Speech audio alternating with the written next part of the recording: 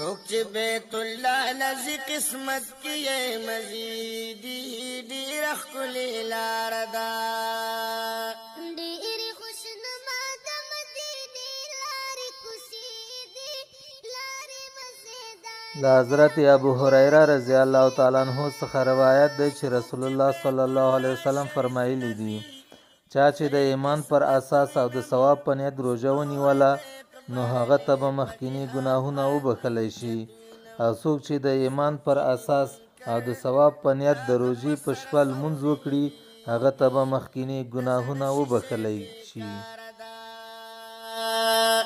ډېرې خوشنما د مدینې لارې کوڅې دي لارې مزیداره ده لارې مزیداره.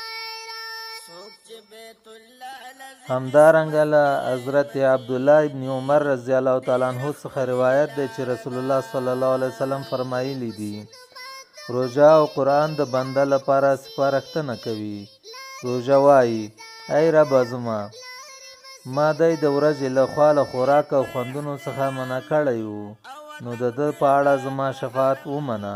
او قرآن به وایي ما دی شپې له خوا نه له خوب څخه منع کړی وو نو د ده په اړه زما شفاعت ومنه نو د دواړو شفاعت به ومنلی شي.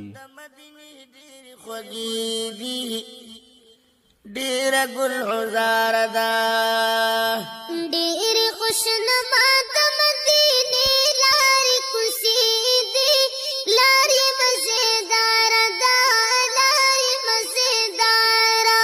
څوک چې بیت الله لذي قسمت کې مزیدي ډېر ښکلې لار